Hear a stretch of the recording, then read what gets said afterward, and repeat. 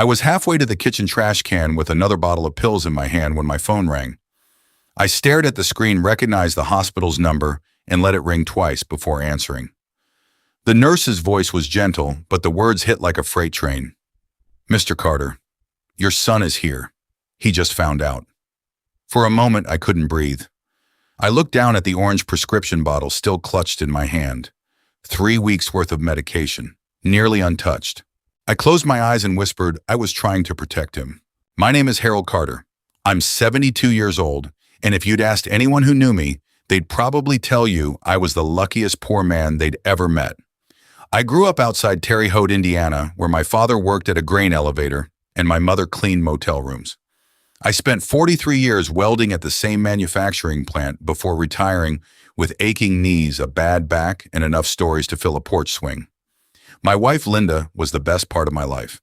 We weren't rich, not even close, but we raised one good son. After Linda passed away from heart disease, the old farmhouse we'd shared for almost 40 years didn't feel like home anymore. Every room echoed. Every meal reminded me of the empty chair across the table. One Sunday afternoon, my son Ethan drove down from Columbus, Ohio. He stood in my kitchen holding 2 paper cups of coffee from Speedway and looked around the quiet house. "Dad," he said softly, "come live with me." I laughed. "In that little apartment of yours, we'd both go crazy." He smiled. "Then let's fix that." A few months later, I sold the farmhouse. It wasn't worth much, but together with Ethan's savings, it was enough for a modest 2-bedroom ranch house on the west side of Columbus. Nothing fancy. A brick exterior, a small backyard with an old maple tree, a garage barely wide enough for his pickup. I told him the house was my gift. He argued. I insisted. "You've spent your whole life paying rent," I told him. "Now you've got something that's yours." He hugged me so hard I thought my ribs might crack. At the time, I believed I'd finally repaid him for everything he'd done after his mother died. I had no idea life was only getting harder for him. For years, Ethan worked for another man's HVAC company. He never complained, but I knew he wanted something more.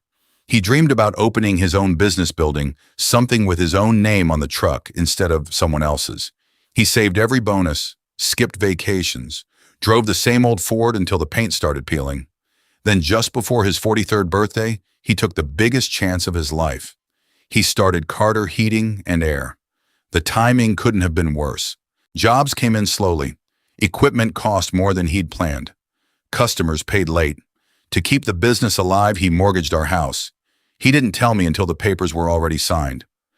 "I'll make it work, Dad," he promised. I believed him because I knew how stubborn he was.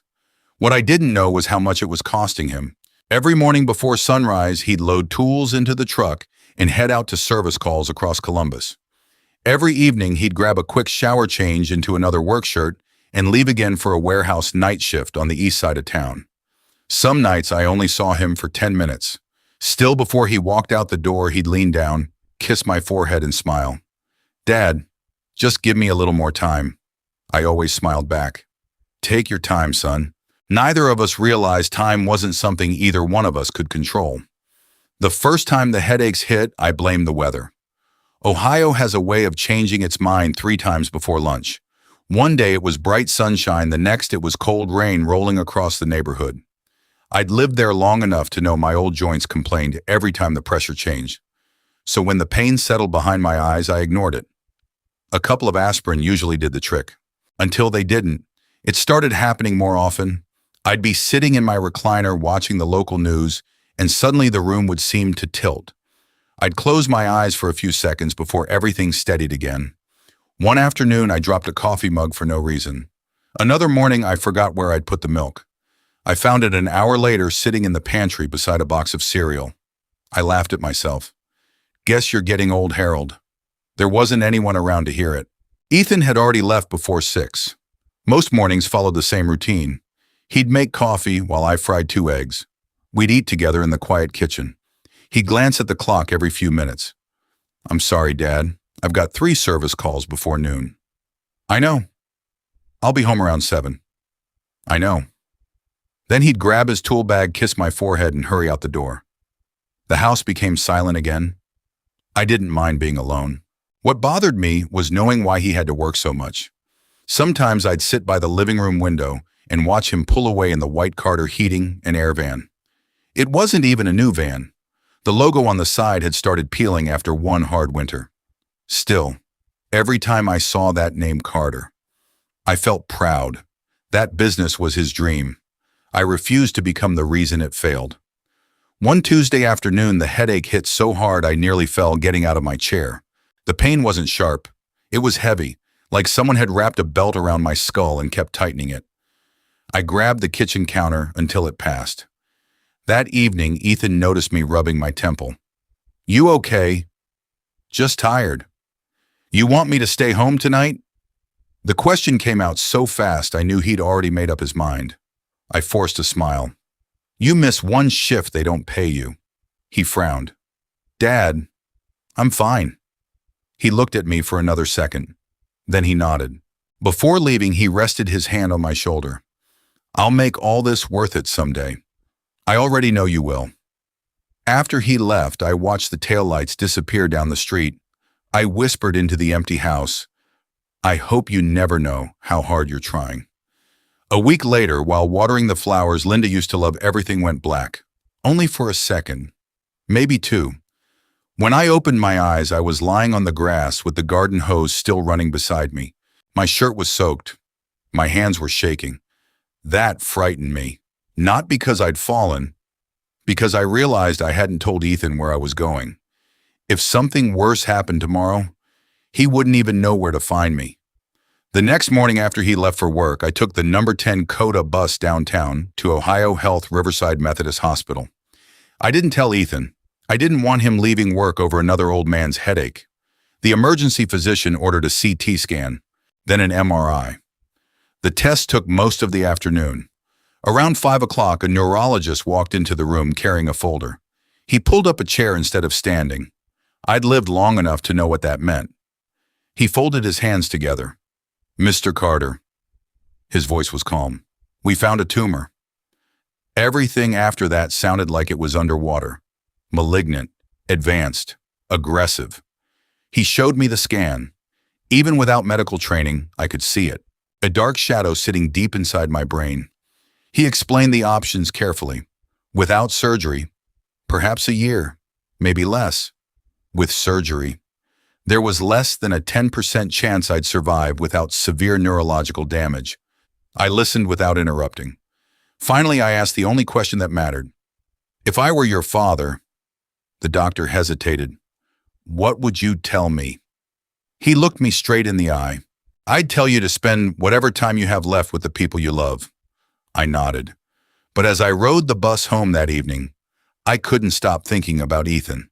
He'd already put everything he owned on the line trying to build a future. How could I ask him to carry this too? The doctor called 3 days later while I was folding laundry. "Mr. Carter, we'd like to schedule your consultation with the neurosurgeon." I looked toward the front window. Ethan's truck was gone, just like always. "Can I call you back?" Of course, I never did.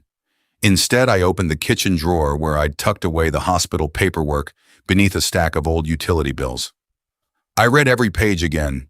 The words hadn't changed, neither had the tumor. Over the next week, the hospital called 4 more times. A nurse left kind patient messages on our answering machine. "We're just checking on you, Mr. Carter. We want to make sure you're okay. Please call us when you can." I erased every message before Ethan got home. That became my routine. Erase the messages, hide the paperwork, smile when my son walked through the door. One evening, he came home with grease on his jeans and exhaustion written all over his face. He dropped into the chair across from me and rubbed his eyes. "I finally landed that apartment complex contract." I smiled. "That's wonderful." "It is, but now I need 2 more technicians." He laughed without much humor. "Funny how getting more work just means spending more money." I watched him eat the meatloaf I'd made.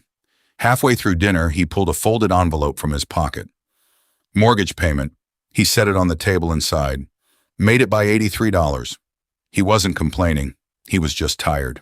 That night after he left for the warehouse, I opened the prescription bottle the hospital pharmacy had given me. The label had my name. The instructions were simple. Take as directed. I held one pill in my hand for a long time. Then I swallowed it. The next night, I did the same. On the third night, I stared at the bottle again. All I could think about was the cost. Even with Medicare, there were co-pays, follow-up appointments, scans, gas, time off work, time Ethan didn't have, money Ethan didn't have. I walked to the kitchen trash can. My hand shook. I dropped the pill inside. It landed with a sound so small no one else would have heard it. But I did. The next morning I picked another one out of the bottle, then another. By the end of the week I wasn't taking any of them. I wasn't trying to die. That wasn't it. I was trying to keep my son alive in the only way I thought I could. If I became another bill, another appointment, another reason for him to leave work, what if the business failed? What if he lost the house we bought together? What if all those years of sacrifice disappeared because of me? Those questions followed me everywhere. One Saturday afternoon, my neighbor Frank wandered over while I was trimming the hedge. Frank was 78, retired Army, and never minded his own business. "You don't look so good, Harold." "I've looked worse," he chuckled. "You need to quit lying to old people. We can spot it." I changed the subject. "How's your granddaughter?" He talked for 20 minutes. I listened, grateful. When he finally headed home, he stopped at the sidewalk. "You know," he said without turning around, "our generation thinks protecting our kids means carrying everything ourselves." He looked back at me. "Sometimes we're just stealing their chance to love us back." I forced a smile. "That's deep for a guy who still burns hot dogs." He laughed. "I do burn hot dogs." After he left, I stood alone in the backyard for a long time.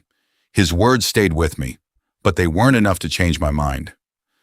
That night, Ethan hurried out the door for work. He leaned down, kissed my forehead, and smiled. "Just hang in there a little longer, Dad. Things are finally starting to turn around." I waited until his truck disappeared. Then I walked into the kitchen, opened the cabinet, picked up another bottle, and quietly emptied every remaining pill into a clear trash bag before tying it shut. I told myself I'd throw it out in the morning.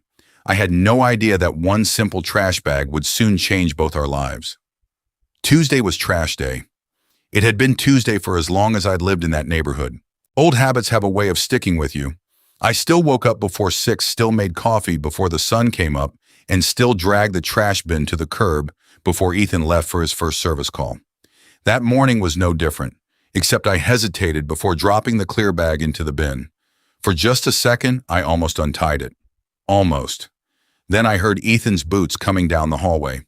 He grabbed a piece of toast, slipped on his work gloves, and looked at me with that same tired smile.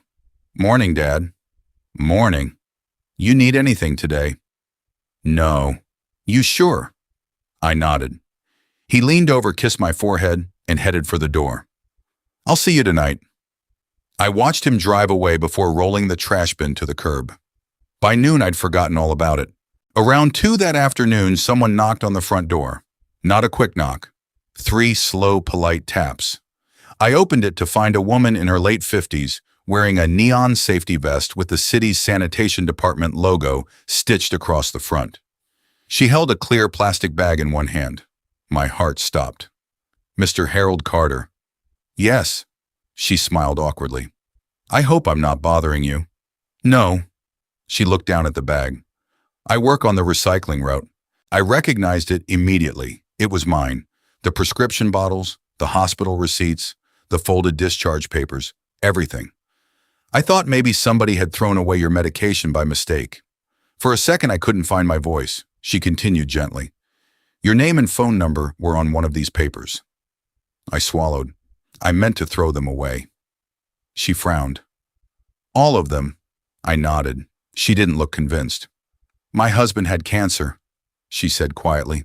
"He stopped taking his medicine near the end." She glanced at the bottles again. "But this," she paused. "These are almost full." Neither of us spoke. Finally, she sighed. I wasn't sure what to do. So, I called the emergency contact listed on one of the hospital forms. The world seemed to freeze. My stomach dropped. "Ethan." She nodded. He answered. I closed my eyes. Oh, God. He asked where I found everything. I told him. "When was this?" "About an hour ago." I leaned against the door frame because my knees suddenly felt weak. She reached out instinctively. Are you okay? No. It came out as barely a whisper. No, I'm not. She looked genuinely sorry. I hope you don't mind. I kept thinking, if someone had called my family sooner, her voice broke. Maybe things would have been different. I couldn't blame her. She hadn't done anything wrong. She'd seen something that didn't make sense. She'd tried to help. If anything, she'd shown more courage than I had. I'm sorry, she said again. I managed a faint smile. Don't be. She handed me the bag. I hope your son gets here soon. So do I. She had barely driven away when I heard tires screech into the driveway. Ethan's work van stopped so fast it was crooked across the concrete. The driver's door flew open before the engine even shut off. He ran toward the house. Not walked, ran. I'd never seen him leave a job in the middle of the day. His face was pale. His shirt was streaked with dust from an attic crawl space. He didn't say a word when he reached me. He simply looked at the bag in my hands, then at me.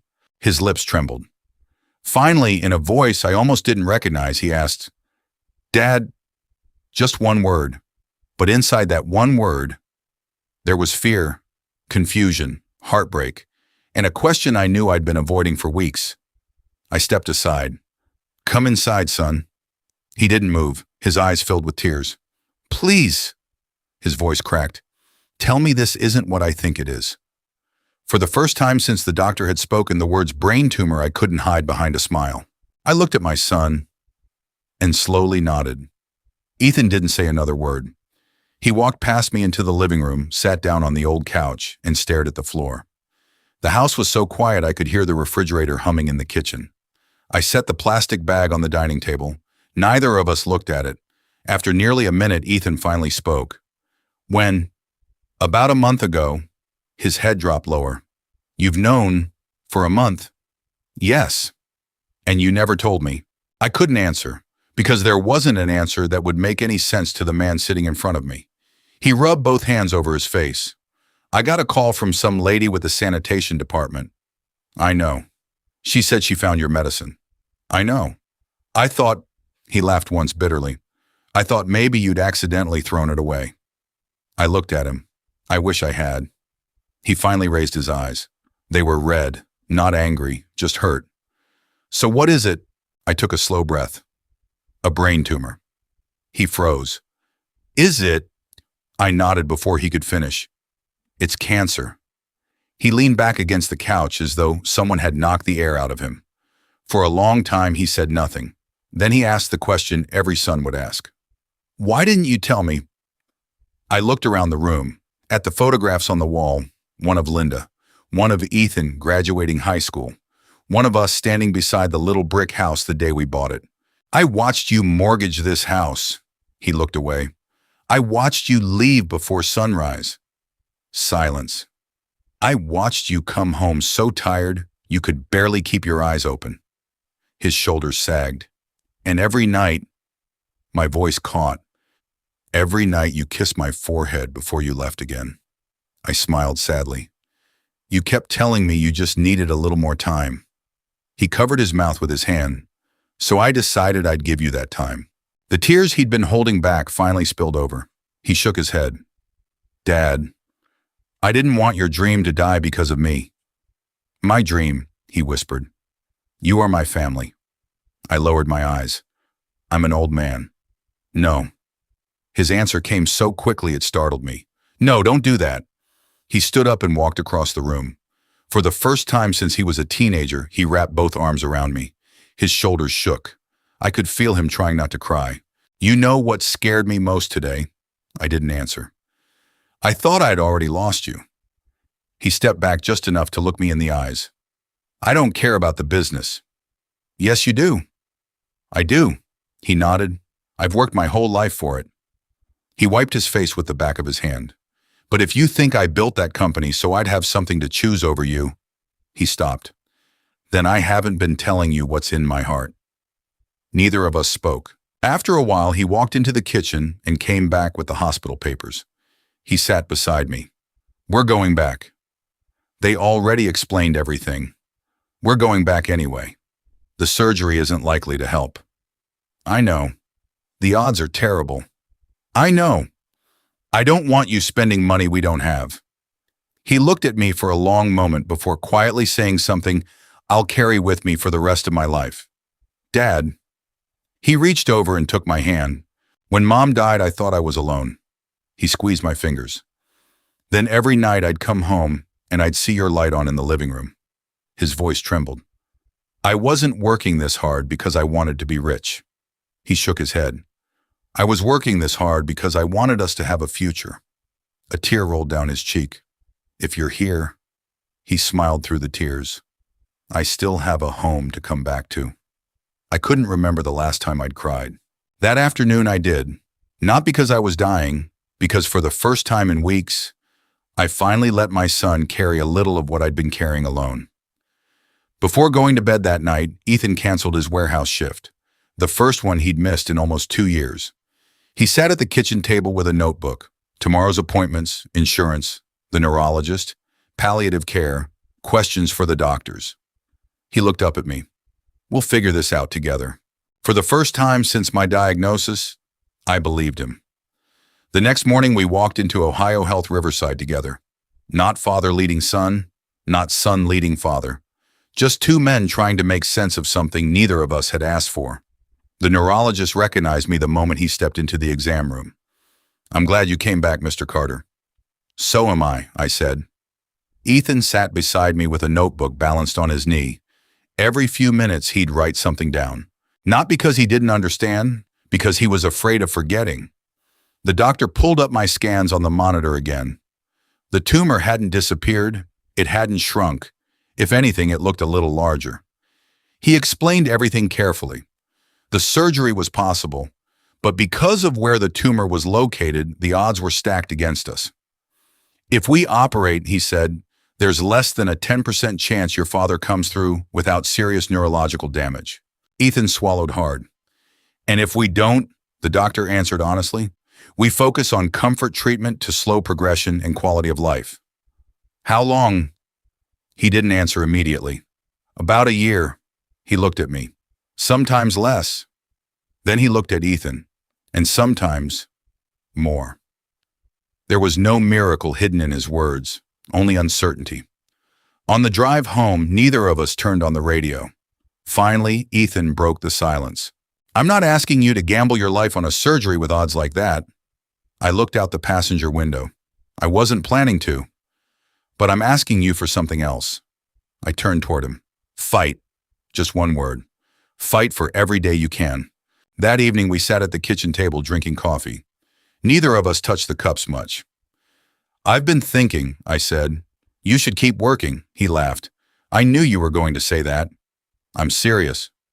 So am I. He folded his hands together. I'm quitting the warehouse. I stared at him. You can't. I already did. My heart sank. Ethan. No. He shook his head. I've been doing the math for months. We're barely getting ahead. I know. And every night I'm so exhausted I can't even remember driving home. He smiled faintly.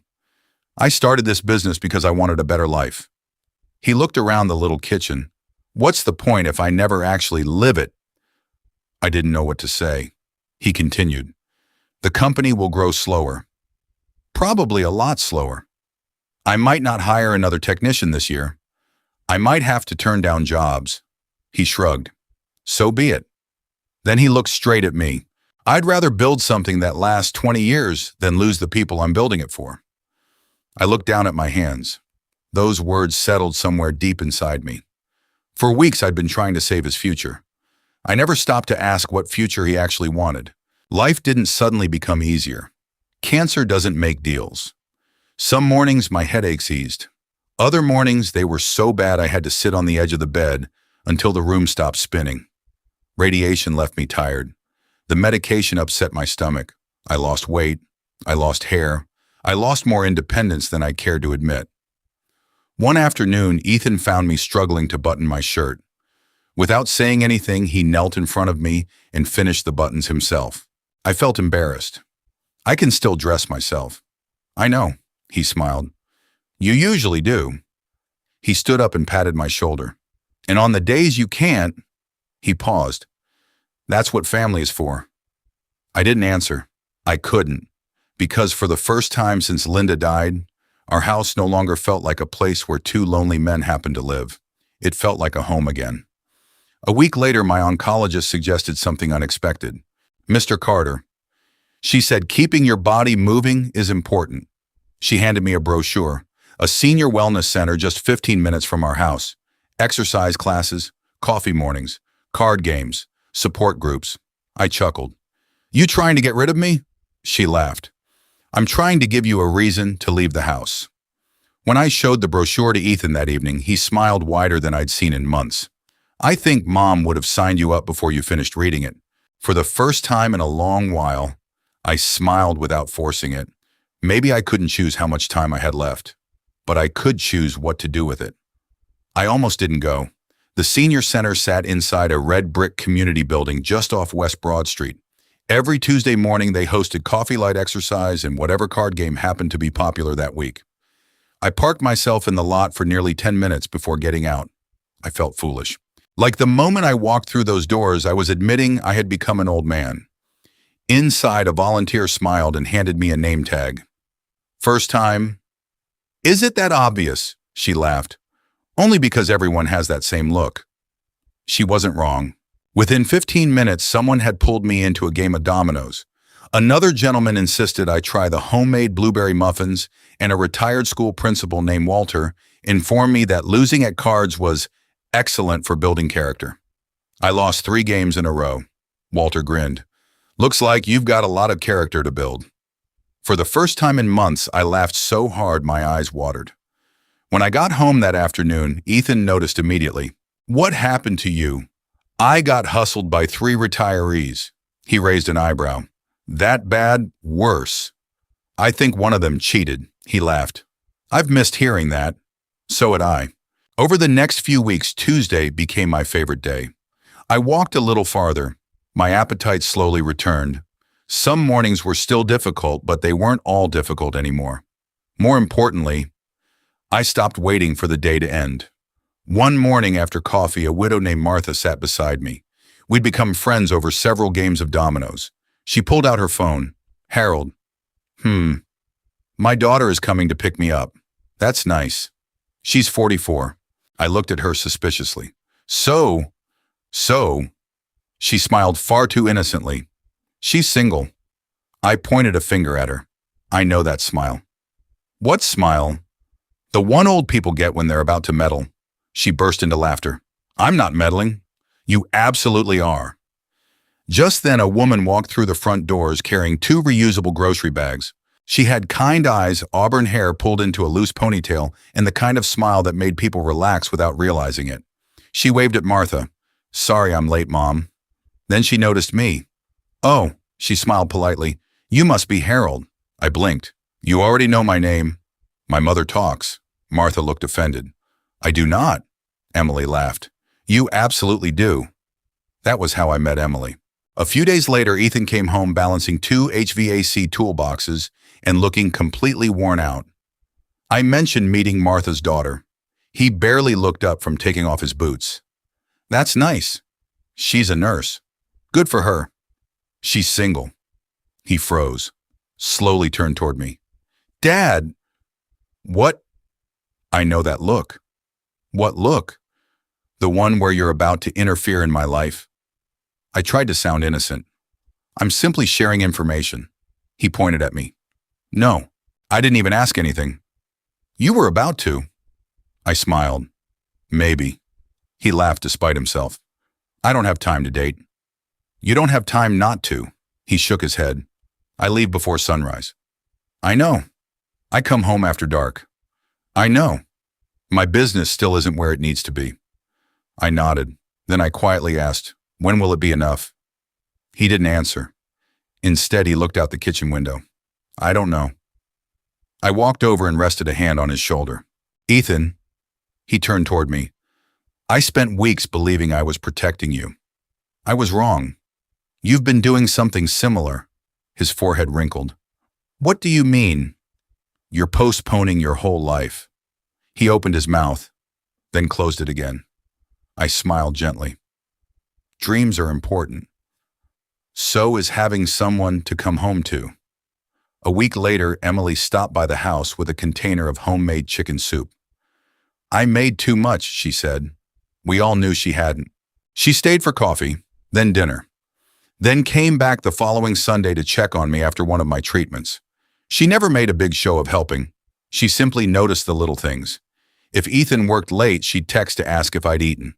If I had an appointment, she'd ask how it went. One evening after she'd gone home, I caught Ethan standing at the front window, watching her drive away. Without looking at me, he smiled. I think the house feels a little less empty when she's here. I smiled too. So do I. 3 years. That's how long I lived after the doctor told me I probably had one. Not because the diagnosis was wrong, not because a miracle erased the tumor. The cancer kept doing what cancer does. Some months it moved slowly. Other months, it reminded us it was still there. The treatments helped for a while, then they helped a little less. Eventually, my doctor stopped talking about buying more time and started talking about making the time I had as comfortable as possible. By then, I wasn't afraid anymore, because life had changed in ways I never expected. About a year after we met, Ethan married Emily in a small ceremony at a little church in Hilliard. Nothing fancy. Just family, a few close friends, and a backyard reception with pulled pork potato salad and a homemade cake Martha insisted on baking herself. When the pastor asked who was giving a blessing before dinner, Ethan looked at me. Dad, I stood slowly leaning on my cane. I looked at my son, then at Emily. You two don't need a perfect life, I said. You just need to keep choosing each other on the ordinary days. Everyone nodded. Emily reached over and squeezed Ethan's hand. I could see the peace on his face. It had been a long time since I'd seen that. A year later, they handed me my granddaughter. She was wrapped in a pink blanket, sleeping through all the excitement as if the world could wait until after her nap. I held her as carefully as if she were made of glass. Tiny fingers, soft cheeks, a little yawn that made everyone in the room laugh. Ethan stood beside me. You okay, Dad? I looked at him. I was just thinking. What? I almost missed this. He didn't say anything.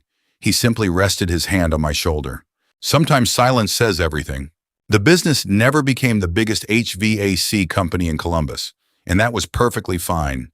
Ethan stopped chasing every dollar. He hired carefully, turned down jobs when the schedule got too full, ate dinner at home more often. On weekends, we'd sit on the back porch while my granddaughter chased bubbles across the yard. Those afternoons were worth more than any contract he'd ever signed. One evening, as the sun disappeared behind the maple tree we'd planted years earlier, Ethan sat beside me. You know something. What? I used to think success meant never slowing down.